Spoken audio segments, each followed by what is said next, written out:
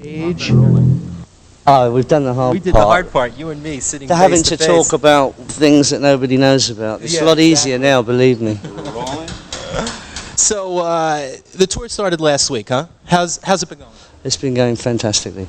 I mean, the first date that we did in Atlanta was just better than I could ever have expected for a first date in my wildest dreams. It was fabulous. They've been going great. Is it tough to, now you were on the road last with the firm, is that right? Yeah, yeah. Is it tough to sort of get back, or is it like coming back onto a bicycle or swimming or something like that? No, well, you see, of course, when I said about the first date being better than what I could ever have hoped for, obviously there's so much preparation that goes into something like this, you know.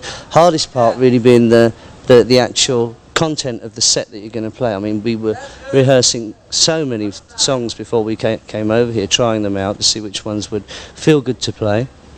And obviously there's all this work that goes into it, all the pre-production work, and it's the first date that is really the one that lets you know whether everything you've done, all this work you've put into the show, whether you got it right or wrong, and it's obvious we got it right. So that was really rewarding. How different is it touring these days from the past? I mean, technology certainly has improved, but is it different on the road for you?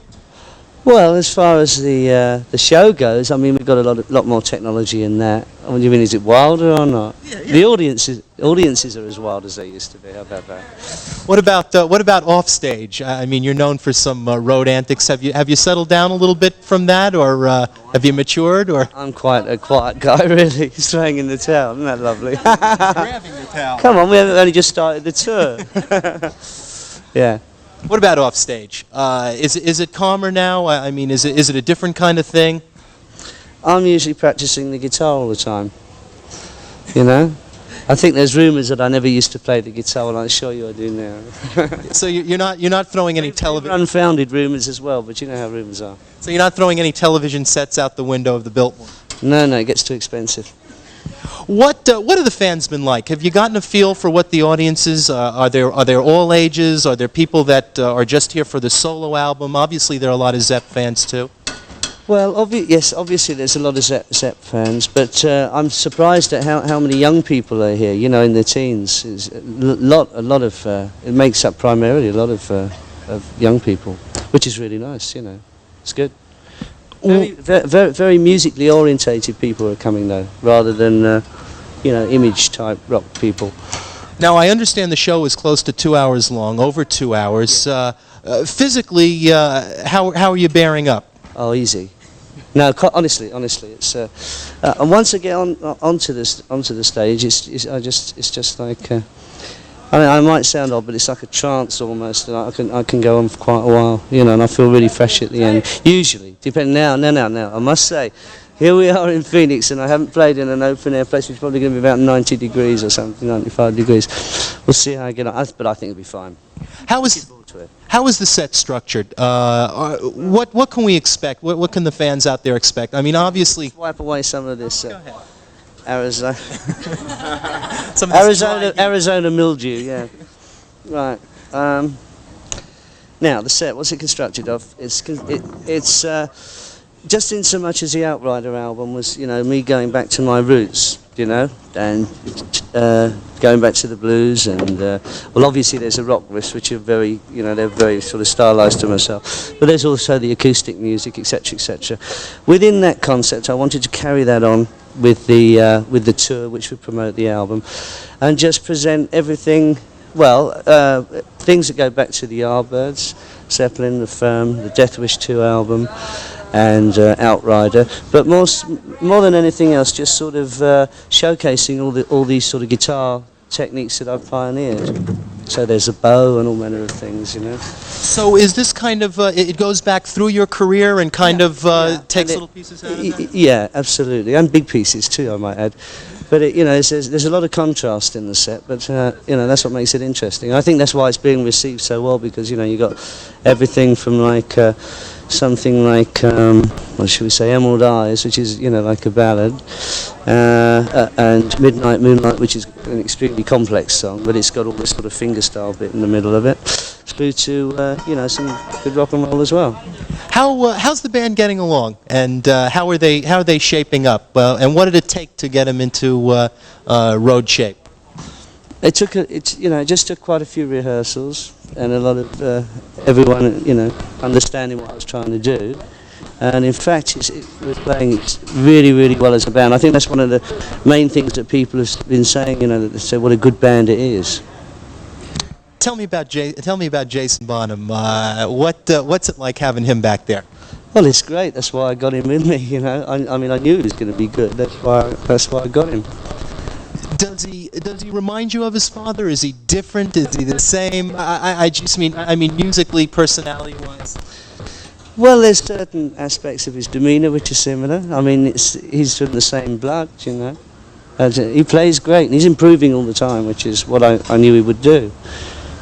What about John Miles on vocals? Now he played. Go ahead. Sorry.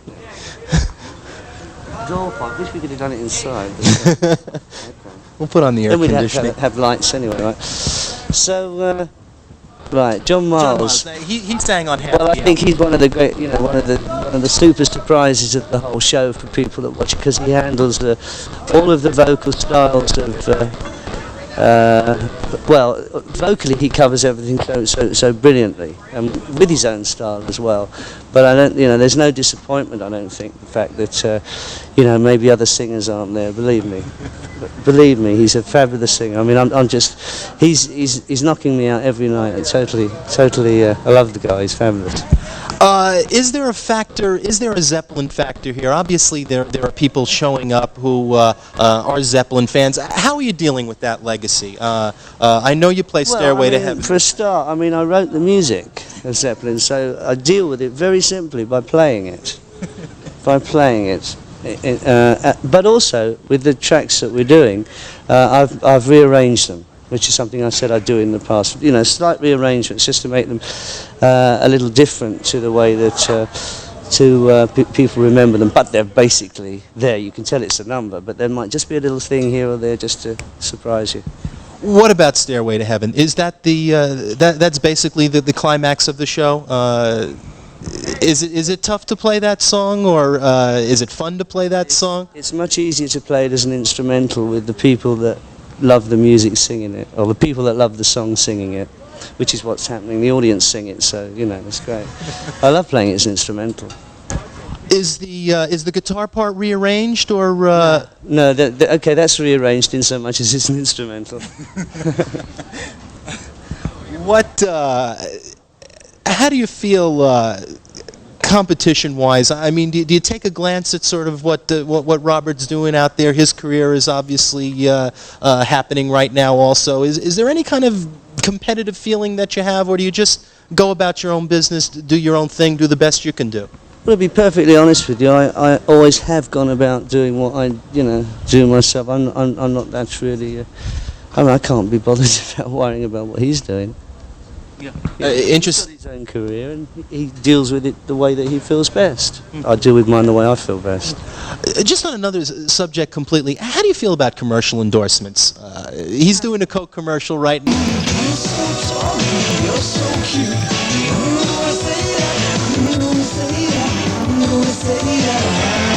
Now, and it seems to be giving him a lot of exposure. How do you feel about it? Do you have a feeling one way or the other about these things? I know what my feeling about it is, but most of the people that I've spoken to seem very, very disappointed that I'm talking about, people that I met, fans and that, who say, oh, Robert came through here not so long ago, and they start talking about the Coke advert. I don't. And they say that it seems such a shame that Zeppelin never sold out all the way down and through their whole career. That suddenly, given the slightest opportunity, there he is. There, but as I say, everyone deals with things, their careers and the way they want to be accepted, the way that it's best for their own conscience to live with. The way that I'm doing things, I'm quite happy. And again, the Zeppelin reunion rumors. I just feel obligated to ask about this every time. Anything new on that front, or is this something that you deal with every day, or are you just not thinking about it right Something now? I deal with every day, so much as I'm asked about it, you mean? Exactly. I'm asked about it maybe once every 3 days. No, there isn't any plans at all at the moment. And what about, now I understand how, The thing is, no, there isn't anyway. I'm not going to go into it. but getting back on stage, playing like this again, is there a comparison in your mind? Do you compare to other times, or is this something that you're taking on its own terms? No, no, not at all. I mean, there's no comparison. This is what's happening now. You know, I just don't keep relating back to the past. Anyway, that there's any relation to the past, but then the past always relates to the future anyway. One minute something is past, it's now, you know, it relates to the future, history-wise. You know. No, that's it. That's the only part about it. I play for the now moment. I always try and change what I'm playing on stage every time I'm there. You know, I don't play the same solo or anything. Try and extend numbers, etc., etc. So really, it's absolutely now. Has when you're on the road doing a kind of like an every night thing, or 3-4 nights a week, how does it affect your own guitar playing? Do you get better? Do you get tighter? Does the constant playing make you better? Well, I put myself under pressure to be better every night anyway. That's the sheer fact. If I wanted to take it easy, I'd play the same solo in every song, but I'm not like that. I never have been, you know. And yeah, obviously it's getting better and better and better. How did you feel about the reaction to the solo album, your first ever? You got some nice reviews. I mean, you can't really say it's been a chart smash, but certainly it's gotten some nice attention. How do you feel about it? Are you ready to do another one? Do you have more ideas? What are your reactions to it? Well, as I said before, the reason why I did that album was because I wanted to go back to the basics. It's the first album, and that's why I wanted to present myself as a first album out. And that was done for a specific reason, so that this tour, and the sort of material I'm playing in this tour, would be part and parcel of the same thing. Some people may not have understood what I was doing on that. They may have expected, just because it was me and there's so many bands which have been inspired by Zeppelin, we'll say, for me to do some form of corporate album straight off, which I didn't want to do that. I wanted to do it the way that I felt best. However, when it comes down to the next album, yes, I'm going to approach it in a totally different way, and it'll sound totally different, and the music will be totally different. One thing I can tell you about it is I'll be playing guitar on it. Have you ever thought about singing? I've thought about it, and that's about it. And one last thing. Are you going to be playing yourself in the movie of the Pamela DeBar book? No, I'll let Michael DeBar do that. Thank you, Jimmy.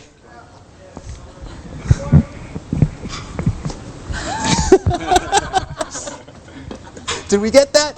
It's a wrap.